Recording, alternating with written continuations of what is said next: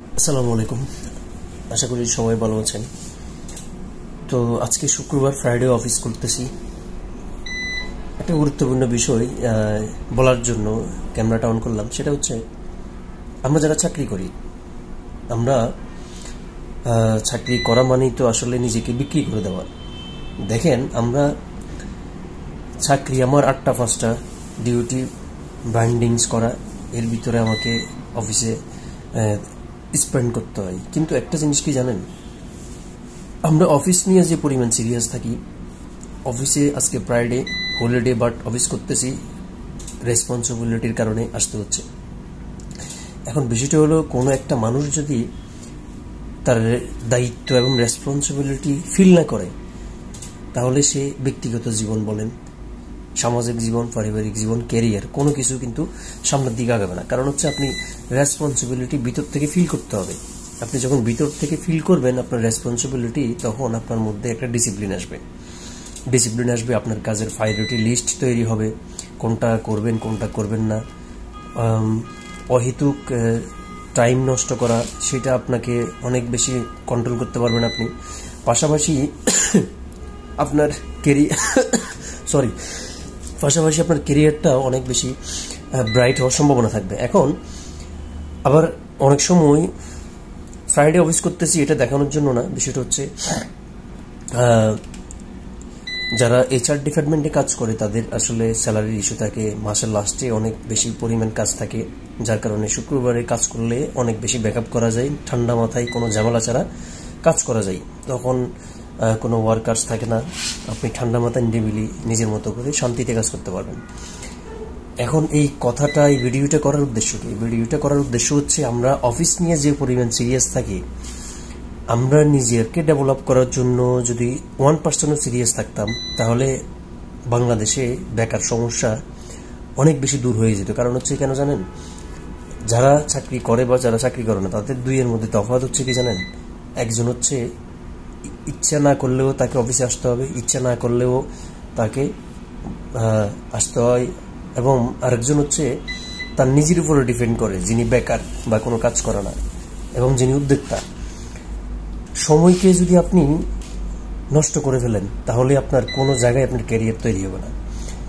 এখন বিষয়টা হলো, আপনার চাকরি নেই তাই আপনি বেকার বসে আছেন বা সময় নষ্ট হচ্ছে। বিষয়টা কি এরকম না। আপনি যদি একটু পজিটিভ ওয়েতে চিন্তা করেন, হাজারো কিছু আপনার আশেপাশে আছে করার, কিন্তু আপনি যদি এগুকে ফেলে দিতে পারেন, অহেতুক মোবাইল স্ক্রলিংটা যদি ফেলে দিতে পারেন, আপনি অহেতুক মিনিংলেস আড্ডা যদি বাদ দিতে পারেন, তাহলে পরে আপনার দ্বারা সম্ভব যে কোনো কিছু করা। লোকে কি বলবে সেটা চিন্তা করলে আপনি কোনো কিছু করতে পারবেন না। কারণ সমালোচনা না থাকলে মানুষের সফলতার দাম থাকতো না। সমালোচনা আছে বলেই কিন্তু মানুষের এত দাম সফলতার। স্ট্রাগল করতে হবে জীবনে। যত বেশি স্ট্রাগল করবেন, যত বেশি মাইন্ডকে রেডি রাখতে পারবেন, ফিল করতে পারবেন you need to do something, then কিন্তু আপনার মধ্যে পরিবর্তন আসবে। আমি বলছি না যে এগুলো করলে আপনি একেবারে অনেক কিছু করে ফেলবেন, কিন্তু একটা মানুষ তো পরিবর্তনশীল। আপনাকে ডে বাই ডে ইমপ্রুভমেন্ট করতে হবে, ডে বাই ডে আপনাকে পরিবর্তন করতে হবে। আপনি যদি আগামী 3 মাস আগে যে চেষ্টা করছেন কিছু হয়নি, 3 মাস পরে কিন্তু আপনার চেষ্টার ধরন চেঞ্জ করতে হবে, আপনার প্ল্যান ABC রাখতে হবে। এই দুনিয়াটা হচ্ছে স্ট্রাগলের জায়গা। আপনি জন্মের পর থেকে আপনার স্ট্রাগল শুরু হয়ে গেছে। আপনি দেখেন, আপনি যখন জন্মগ্রহণ করছেন, আপনাকে বড় করার জন্য আপনার মা বাবা, আশেপাশের আত্মীয় স্বজন, আগুন পানি, শত্রুপক্ষ, জীবজন্তু, জানোয়ার থেকে আপনাকে হেফাজত করে কিন্তু বড় করছে। তার মানে কি, আপনার জন্মের পর থেকে কিন্তু আপনার স্ট্রাগল শুরু। সো এখানে ফেয়ারলেস জীবনযাপন করতে হবে। আপনি হতাশ হওয়ার কিছু নেই, কোনো কিছু হারানোর কিছু নেই। এই জীবনটা আপনার জন্ম থেকে মৃত্যু পর্যন্ত হচ্ছে আপনার শিক্ষার প্ল্যাটফর্ম, আপনার একটা মহাবিদ্যালয় বলতে পারবেন এই পৃথিবীটা। আপনি এর পৃথিবীকে দেওয়ার অনেক কিছু আছে যদি আপনি দিতে পারেন। আল্লাহ তাআলা সেই জ্ঞান, সেই বুদ্ধি কিন্তু মানুষকে দিয়েই পৃথিবীতে পাঠিয়েছে। আল্লাহ বলছে, তুমি একটু স্ট্রাগল করো। মানুষ একটু স্ট্রাগল করবে, দেওয়ার মালিক তো আল্লাহ। আরেকটা ইস্যু হচ্ছে, হতাশ হওয়া যাবে না কখনো। আপনি কোনো কিছু চেষ্টা করতেছেন, হচ্ছে না, হতাশ হওয়া যাবে না। আপনাকে আপনার অন্তরে, আপনার মনে এই বিশ্বাসটা জন্মাতে হবে যে আল্লাহ তাআলা হয়তো আমাকে পরীক্ষা করতেছে, এভাবে করে চিন্তা করতে হবে। আপনি যদি এই যে বৈদ্যুতিক বাল্ব টমাস আলভা এডিসন কয়বার চেষ্টা করছে, এটা তো সবাই জানি আমরা। তিনি যদি সফল হওয়ার আগ পর্যন্ত ছেড়ে দিতেন, আজকে এই রাতের বেলা আমরা আলোতে থাকতে পারতাম না। মানুষকে ক্ষমতা দেয়নি আল্লাহ তাআলা, এমন কিছু নেই। শুধুমাত্র মানুষকে কয়েকটা জিনিস আল্লাহ নিজের হাতে রেখেছেন, জীবন মৃত্যু। মানুষ কোনো কিছু জীবন দিতে পারে না, আর মৃত্যু কন্ট্রোল করতে পারে না। আর হচ্ছে রিজিক।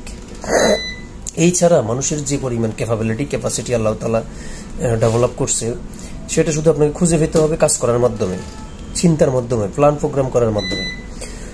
তো বসে না থেকে যে কোনো কিছু করা শুরু করেন। সময়কে নষ্ট করা যাবে না, সবচেয়ে বড় কথা হচ্ছে সময়কে নষ্ট করা যাবে না। এখন তো মোবাইলে আমরা যখন স্ক্রল করি, আমাদের সময় নষ্ট করা খুব ইজি। কারণ হচ্ছে ফেসবুকে ঢুকলে আপনি মিনিমাম 6 ঘন্টা কাটা দিতে পারবেন, এমন জিনিস আছে। তারপরে হচ্ছে ইনস্টাগ্রাম, তারপরে হচ্ছে ইউটিউব আছে, তারপরে কত কি নানান কিছু আছে আপনার সময় নষ্ট করার জন্য। কিন্তু সেই সফল আমি মনে করি যে তার জীবনে পরিবর্তন আনতে না পারলেও, সাকসেস না হলেও, সে এই জায়গাগুলো থেকে নিজেকে বিরত রাখতে পারছে। আপনার যখন মানসিক ক্ষতি হবে, আপনার দেহের ক্ষতি হবে, আপনার ক্যারিয়ারে এফেক্ট আসবে, ফ্যামিলিতে এফেক্ট আসবে, ওভারঅল আপনি ড্যামেজ হয়ে যাবেন। সো মাইন্ড ইট, সময় যেন আপনাকে কথা বলে পাস হয়, সেই জন্য আপনাকে কি করতে হবে? প্রতিনিয়ত নিজের জন্য কাজ করতে হবে, নিজেকে পরিবর্তন করার চেষ্টা করতে হবে। আপনার যেখানে যেখানে লিঙ্ক আছে সেই জায়গায় আপনাকে কথা বলতে হবে, সেই লিঙ্কগুলো, কমিউনিকেশনগুলো বাড়াতে হবে। সবসময় চিন্তা করবেন আজকে হয়নি কালকে হবে, কালকে হয়নি পরশু হবে, বাট নেভার গিভ আপ। এই জিনিসটা যদি মাথায় রাখেন, ইনশাআল্লাহ জীবনে ভালো কিছু হওয়ার সম্ভাবনা থাকবে। সবচেয়ে বড় কথা হচ্ছে আপনি নিজেকে নিজে মোটিভেট করতে হবে, আপনি নিজেকে সামনে এগিয়ে যেতে হবে। এই পৃথিবীতে কেউ কাউকে জায়গা করে দেয় না, নিজের জায়গায় নিজেকে করে নিতে হয়। তো আজকে ফ্রাইডে আমি চাইলে নাও আসতে পারতাম, আসলাম কেন?